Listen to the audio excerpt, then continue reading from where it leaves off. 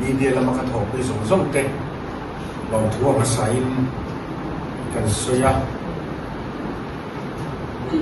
voina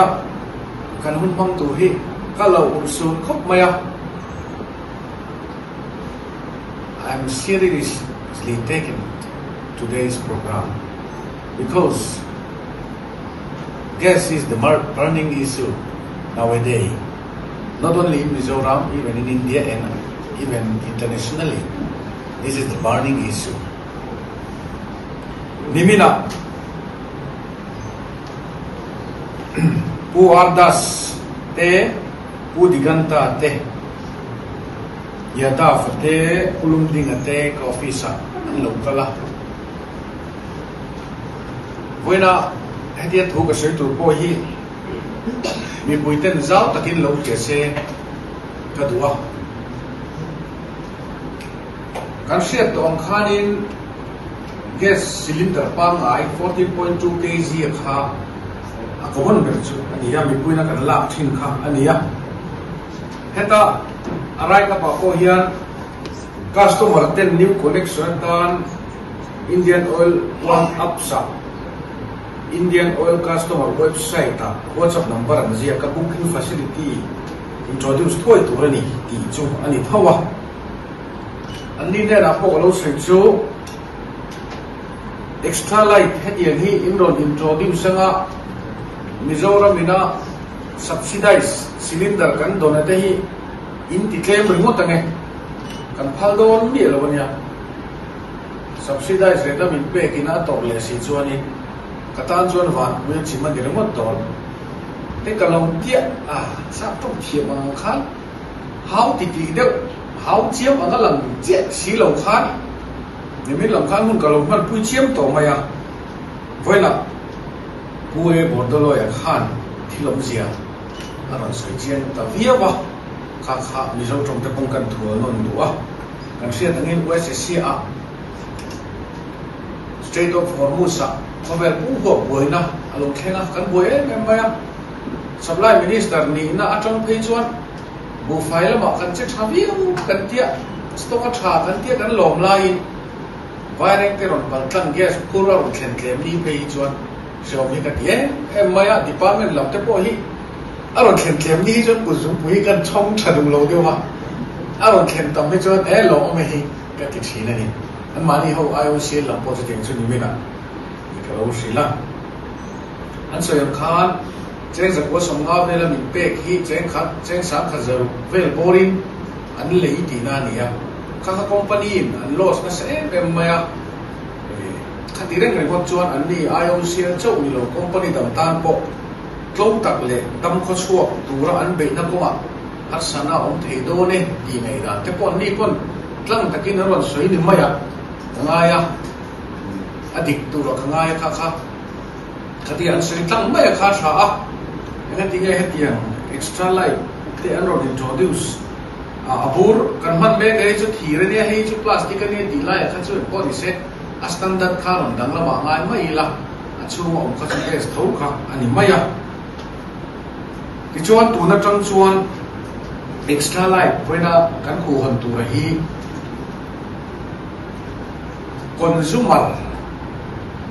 in zia lut kherlo tan po du hun huna ali ring te do ti na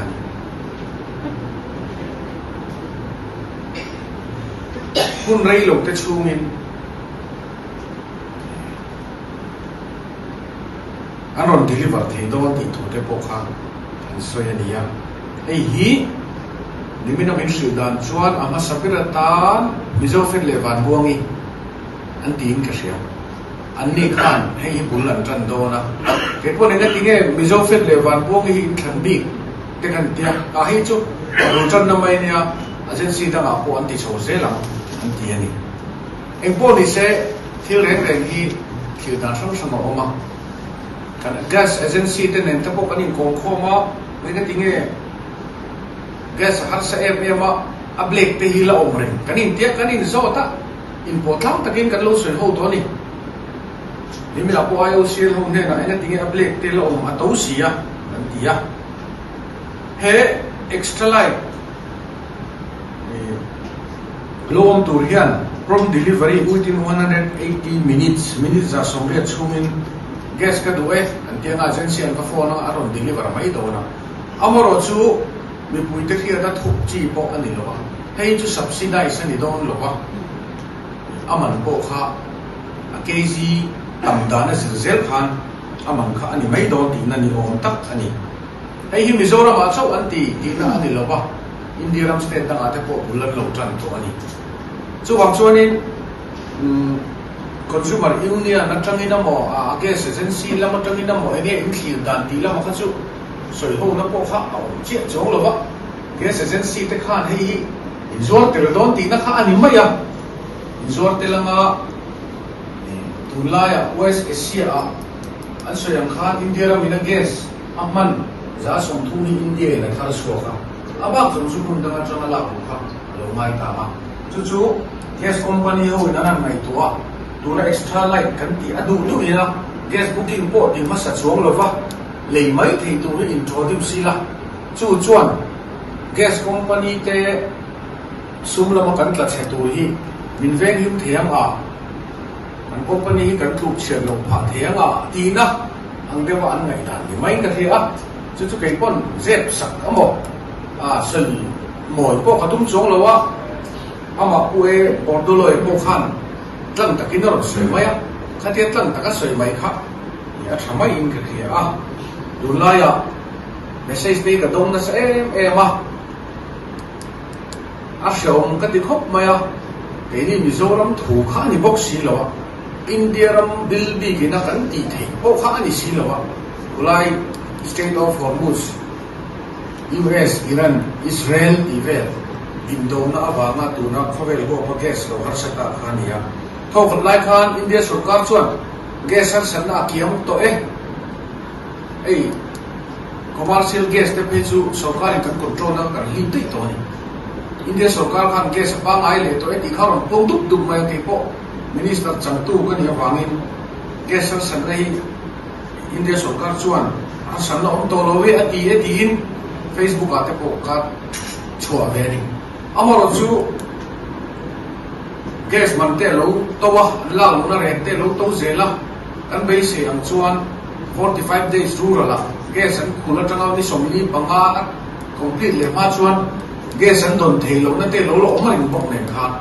ril wa se khop maya amaro chu he extra light hiani min pui thei tu ra an ngai thin phot mai la ai hian play ka man to tak kan le play ka zong thin te na aru de rowa in tin mo ni man to sian le ai chuan extra light alternative abi zo tum chuan kan gas connection IOC la gas kan la thei kan lo han zo pal po a kan la le huna thlen ma sia ne tiang hi kan lo le mai thei tu ra kha IOC lam chuan min lo chok ta ni ti zo min lo chok sak ta ni ti zo in khi phot mai la en gas kin vel hi Mizoram sarkar ina ti so ti ro he ti hian ti ro kan ti thei mak kha an ni lem si lo ba an ni IOC lam ina kan he na local ko hian an ru te kan ena an in thakung ve de thong ni te hian ka khia a amaro chu ti lo thei lo din huna te po an ding ani ti la ya kha sa trong takin honestly takin kan pom pui mai hi tha a chu media lam te pon min lo shek pui tu rin kan nen tu chewani ole tura hian IOCL company gas bottling plant ulai mol khang siam na chu kan thok luk mai tu na hian kan zo har lu tuk lo mai thian thok chak boka thok chak tek mai nia ni ngai ke pon ka zu to a ulum tinga anni a plan em kol tu anni a an chang khop mai ko kan siam zo na chon ni khata cylinder sang re ve thar chok thei tu ani bokani tin Mizoram ina all depot ani thena turin sarkar chuan kong azong renga Kama Sakhan pu Nitin Bhatnagar IOC la North East Hutupa office aron lenga ikopin Mizoram in all depot kan ma mo a IOC lam hian min ngai sak thadu lo mai sarkar ma salai tanin an tia an lo thing thei lo wa ke ni ya po hei kan nok nat ang huin har sak na kan la ne ya atula ni chon reserve sarkarin a thonin ram po kan pe mai ang cheu kan tia chu mai ni lawin khami all depot kong approach road lai sak thing oil sarkar chuan kan ti sakang cheu kan tia chuta IOC limin chana le ama po min chana chu all depot din tur hian entinan wo kham po kin plana chuan crores ani som hi panga vel kha investment an tia IOC li amor chu all depot a chu crores a ko som thum vel crores sang khat tu tho kha angai tak mai ni chu wang chuan IOC company tan Mizoram dima ni asang si lawa or invest fak tai la company tan recover le har do nu tuka akhir khop maya chuwang chuan viability gap funding in hu thei chuan IOCL te nen te po tho khowin kan ti theya viability gap funding han try te min tia chumi chung chang a chuan ven lai dar li hian chief minister howin all depot kan nei thei nge na tur chu chang a meeting te kan nei do na ram te po tho na pe mai thei tur man tlom te mizopa in lei sak anga ya IOCL ne na offer kenin central lama viability gap funding te zonga khati ti thei tho chu kan tuma tin IOCL hian khati ne lo pon reserve sarkar hian all depot chu sa ula siam ula kenin technical support kan pe vek chunga i sak zo una IOCL in kan ren ve mai anga ti te pon option kha min sil ve mo kani chu wang chuan in voina local te ne na kan thin chin na kha ikan report te la ni ole voina Indian extra light kan han laus thei tur hi thil thar ani ya ing tiang takin nge kan society ang hong ani yang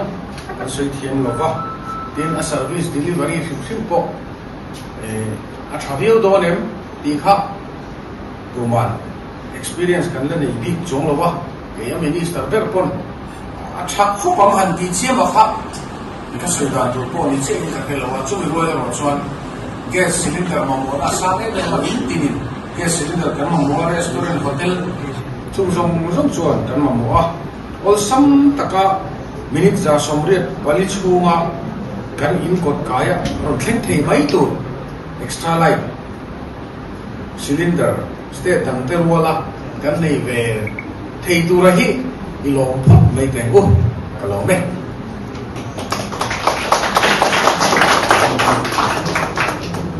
IOCL ila extra light heavy cylinder thar aron pon thar in totu thar le ma saber tu ani ya ada kumelikan sana deh